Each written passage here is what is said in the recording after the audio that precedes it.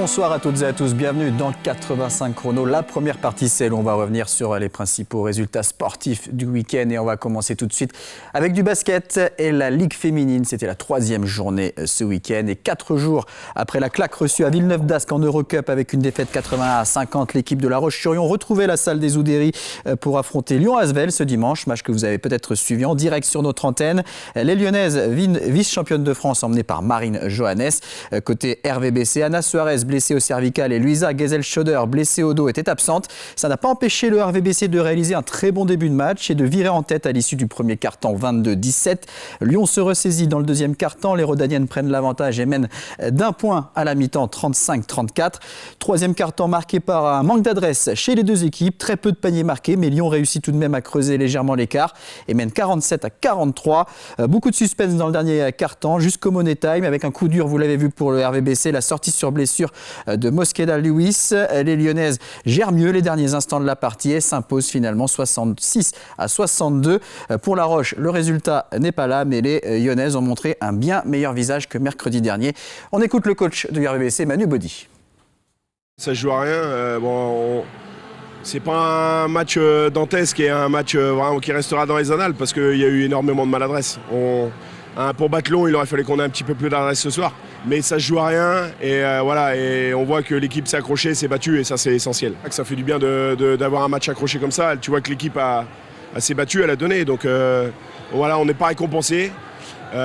Sincèrement, Lyon mérite son match parce que quand même ils sont devant sur l'ensemble du match. Mais voilà, si le match avait pu basculer pour nous, ça nous aurait fait du bien.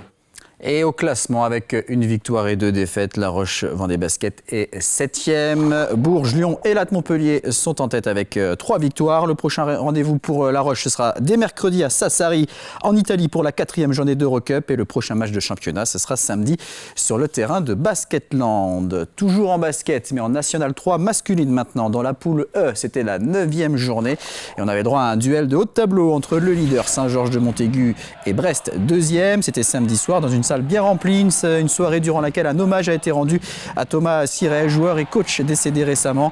Les Georgeois en jaune débutent parfaitement le match et creusent rapidement l'écart. Un écart de 7 points après 10 minutes de jeu, 20-13. Des Vendéens qui continuent sur leur lancée dans le deuxième quart-temps, qu'ils remportent 22-16. À la mi-temps, le score est donc de 42-29 pour Saint-Georges. Au retour des vestiaires, Saint-Georges de Montaigu domine toujours les débats et porte son avance jusqu'à plus 16. Mais en face, l'équipe de Brest peut compter sur Baptiste Auger, auteur de 30 points samedi soir. Et c'est Baptiste Auger qui permet aux Bretons de rester dans la partie. Brest revient à 8 points. 58-50 à la fin du 3e quart-temps, mais c'est bien Saint-Georges qui était plus fort samedi soir. Les Vendéens le prouvent dans le 4e quart-temps qu'ils dominent largement. Ils s'imposent finalement avec 17 points d'écart. Victoire 84-67, un large succès qui va compter dans la course à la montée en N2. On écoute les deux entraîneurs au micro d'Alain Charrier. Je retiens vraiment la performance des gars, collective. L'ambiance forcément ce soir qui était un peu particulière mais qui nous a porté. Et vraiment le plan de jeu est respecté et grosse fierté pour mes gars qui ont vraiment rendu une copie pas parfaite mais pas loin de l'être. Les tirs extérieurs c'est un peu notre fond de commerce, hein, donc on vit, on meurt avec, mais à domicile souvent ça fonctionne. C'est notre ADN. Ce soir défensivement on a mis du cœur et poussé par une salle pleine à craquer. Ce soir on ne pouvait pas perdre. Hommage à Toto qui nous a quittés trop jeunes. Donc encore plus fier. On s'attendait à un match compliqué, un match difficile. C'est une très belle équipe. On a joué une très très belle équipe ce soir qui est restée dans son registre. C'est du rythme, c'est de l'adresse à mi-distance. C'est un très beau collectif. Donc voilà, nous on a complètement déjoué. Je n'ai pas eu de meneur de jeu ce soir. C'est pour moi un poste clé. C'est lui qui fait jouer son équipe, mais j'en ai pas eu. Et ce soir, je pense pas que ça aurait pu basculer. Non, ce soir, ils étaient une équipe bien concernée par ce qui se passait. Non, nous, on n'a pas joué du tout à notre niveau de jeu ce soir. L'équipe en face nous a certainement fait déjouer. Je sais que le match retour sera complètement différent. Et Saint-Georges-et-Montaigu qui conforte sa place de leader. 9 victoires en 9 matchs. Une de plus que Montfort qui est désormais deuxième. Et Saint-Georges et Montfort se rencontreront samedi prochain. À noter la victoire de Chalon-Riévy à Saint-Rogatien, Nantes 72-69. Chalon-Riévy 6e. Victoire également des Sables Roche-Vendée à Hennebont 84-79. 12e place pour les Sables Roche-Vendée. Et puis Sallertaine s'est incliné à Rezé 78-66. Sallertaine occupe la 8e place. Toujours en National 3 masculine mais dans la poule D. Chambretot s'est incliné à Vineuil 99-78. C'est la deuxième défaite de Chambretot qui reste co-leader avec Touraine et Saint-Médard. Et puis on termine cette page basket avec la Nationale 3 féminine, la 8e journée et la défaite des Herbiers sur le terrain de La Rochelle, 72-56. Les Herbretaises sont 5e. Défaite également pour Chantonnay-Saint-Germain face au Poinçonnais, 73-54. 9e place pour Chantonnay-Saint-Germain. Et enfin, le Smash s'est imposé sur le terrain de Riévy Basket l'Étoile, 67-64. Riévy Basket est 8e, le Smash est 7e. On ouvre maintenant une page football avec pour commencer le championnat de National 2, la 10e journée. Et l'équipe des Herbiers, 3e au classement, recevait Bourges, 15e et avant-dernier. C'était vendredi soir au stade Massabielle. Et ça commence mal pour le VHF en rouge et noir avec l'ouverture du score de Bourges à la 5e minute par Kylian Sanson. Réaction rapide des Herbretais. À la 12e minute, le centre de Billy trouve Matondo qui égalise, un but partout. 17e minute, coup franc pour les Herbiers, frappé par Pierre Lavenant, il est repoussé par le mur, mais Brélivet décoche une magnifique reprise qui transperce la défense. Les Herbretais prennent l'avantage 2-1. Le VHF enchaîne, 24e minute, le centre de Plisson est repoussé par le gardien sur Lucas Dory qui inscrit le 3e but de son équipe, 3-1 pour les Herbiers. À la 33e minute, le gardien herbretais Rémi Pillot se déploie bien sûr une frappe lointaine et il doit de nouveau réaliser une parade en début de deuxième mi-temps sur une frappe de Desballes. 51e minute, balle de 4-1 pour le VHF, mais Semedo trouve le poteau. Et dans la minute qui suit, Bourges est à l'attaque et 2 balles trompent le gardien herbretais d'un très joli lob. Bourges revient à 3-2. Les visiteurs reprennent confiance face à des Herbretais en difficulté. 65e minute, à la suite d'un coup franc, mésentente dans la défense des Herbiers. Et Sambou peut pousser le ballon dans les filets. Ça fait 3 buts partout. Bourges qui termine la rencontre à 10 après l'expulsion de Hardouin à la 84e minute. Les Herbretais qui tentent d'arracher la victoire dans les derniers instants de la partie. Mais le score ne bouge plus. Les deux équipes se quittent donc sur un match nul. 3 partout. Les réactions des coachs au micro de Thibaut Grasset. On fait plutôt une première mi-temps correcte, même si défensivement déjà on était en difficulté. On a accentué là-dessus à la mi-temps en leur disant qu'il fallait qu'on soit un peu plus en bloc, un peu plus solide. Et parce qu'on n'était pas très bien placé défensivement. On a pris beaucoup de vagues, notamment des centres. On a beaucoup insisté à la mi-temps dessus, mais malheureusement ça n'a pas suffi. Bourges est une bonne équipe. Elle a eu un début de championnat difficile, mais elle a fait un excellent championnat l'année dernière, donc elle n'a pas perdu ses qualités. Elle a retrouvé une dynamique. Elle a gagné la semaine dernière le derby contre Vierzon.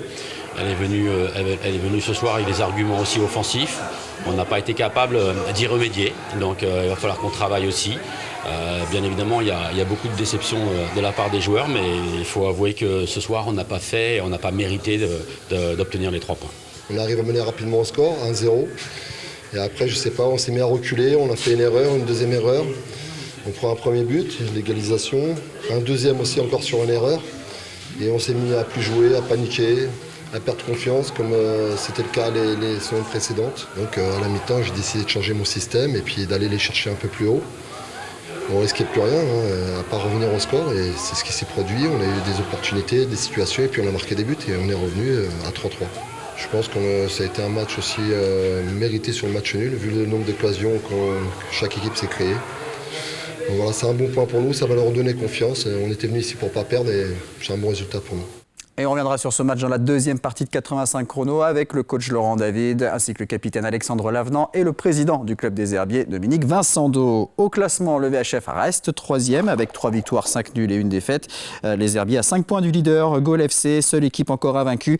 Prochain match de championnat le 25 novembre à Romorantin. Mais avant cela, il y aura le 8e tour de la Coupe de France samedi à 18h face à l'En-Avant-Guingamp, équipe de Ligue 2. À noter que la Châtaigneraie jouera également ce 8e tour de Coupe de France à Orvaux samedi à 14h30. Nantes.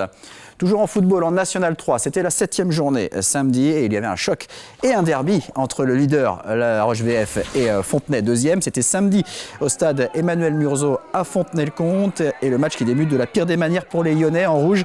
Leur gardien Ahamada fauche Zoumana Koné à la 7e minute et est expulsé. À 11 contre 10, les Fontenaisiens se procurent plusieurs occasions, mais sans réussir à trouver la faille. Koné frappe au-dessus du cadre, puis voit sa reprise de la tête captée par le gardien. La Roche se montre dangereux avec Bila. Et avant la pause, une nouvelle occasion pour Fontenay, mais toujours pas de but. 0-0 à la mi-temps. À la 51e minute, une grosse occasion pour la Roche VF. Dabin sert sur un plateau Bila qui ne cadre pas sa reprise. À l'heure de jeu, Fontenay est à l'attaque avec Godet qui va trouver Diawara. Ce dernier trompe le gardien et Koné termine le travail. Ouverture du score pour Fontenay. Des Fontenaisiens qui doublent la mise à la 85e minute à la suite d'un corner. Tête de Brémo sur le poteau. Traoré a suivi et de la tête inscrit le deuxième but du VHF. 2-0 pour Fontenay. Dans les dernières minutes, l'équipe de La Roche bute à plusieurs reprises sur une défense de Fontenay bien regroupée. C'est donc une victoire 2-0 des Fontenaisiens qui ont joué à 11 contre 10 pendant presque tout le match. Les réactions des coachs au micro de Thibaut Grasset. C'est une immense joie pour tout le club, pour tous les joueurs, le staff, le président. Enfin, c'est une satisfaction aujourd'hui de l'emporter à domicile, à la maison, face au leader, La Roche, dans un derby. Tous les ingrédients ont été mis. On a eu forcément le scénario un peu idéal dans le sens où ils se sont retrouvés rapidement à 10. Mais on est resté nous-mêmes, on a su faire notre jeu comme on sait faire, être bien solide et puis essayer de contrer un maximum leurs individualités puisqu'ils ont quand même quelques joueurs de talent. Ne pas leur laisser trop d'espace, même s'ils savent bien dézonner et utiliser le jeu entre deux. Et nous, on a fait front, on a été hyper concentrés, on est top, on a fait le match parfait, j'ai envie de dire. La grosse déception, c'est de ne pas avoir géré ce carton où on savait que ce type de situation de transition rapide de leur part allait exister pendant le match. Et ça, je suis déçu là-dessus. Après, sur le match, ils ont eu la main sur le ballon, on a eu la main sur le ballon. Il n'y a pas eu d'occasion ni pour eux ni pour nous. Voilà. Ils ont eu deux ou trois grosses occasions, ils en marquent deux. Nous, on en a deux, on ne les marque pas et le score est là. Donc je ne pense pas qu'on ait subi le match, mais au contraire, je trouve qu'à 10 contre 11, on a su faire des choses. On n'a pas fait assez mal, ça c'est sûr, mais les deux ou trois opportunités qu'on a eues, on aurait pu faire mal. Bon, ça n'a pas souri, c'est comme ça, mais je suis déçu par le scénario, mais pas par les garçons. Et Fontenay qui prend la tête du classement avec un point d'avance sur la Roche VF. À noter le carton de Chaland face au Poiré-sur-Vie, 5-1. Chaland 5e, le Poiré 7e. Match nul 0-0 de Pouzauges à Beaucouzé. Les Pouzaugais sont 8e. 0-0 également entre la Roche ESO et la réserve du Stade Lavallois. L'ESO est 12e. Prochaine journée de championnat le 19 novembre avec notamment un derby La Roche ESO Fontenay. Plusieurs résultats d'ailleurs de handball avec en National 1 masculine. Tout d'abord, la défaite de Pouzauges à Gien lors de la 9e journée, défaite 33-29, 7e défaite du PVHB qui est 12e et qui accueillera le leader Boulogne-Billancourt samedi prochain. En National 3, la 7e journée et la défaite du Slam à Objat 31-27, 5e défaite pour le Slam qui est 10e et qui jouera à domicile samedi contre l'Union Sud-Mayenne-L'Huisserie. Et puis enfin en National 3 féminine, lors de la 7e journée, les Herbretaises étaient toutes proches de leur première victoire, mais elles se sont inclinées d'un but contre Bougnay, 28-27. Les Herbiers, lanterne rouge avec 7 défaites et prochain match le 26 novembre contre Saint-Nazaire. On passe au rugby avec le championnat de Fédéral 3. Lors de la 7e journée, le FC Lyonnais s'est imposé sur le terrain de Parthenay 31-30. Sans faute qui se poursuit pour La Roche leader avec 6 points d'avance sur Puyllboro. Défaite en revanche d'un point pour les Sables d'Olonne sur le terrain de Saint-Sébastien-Basse-Goulaine.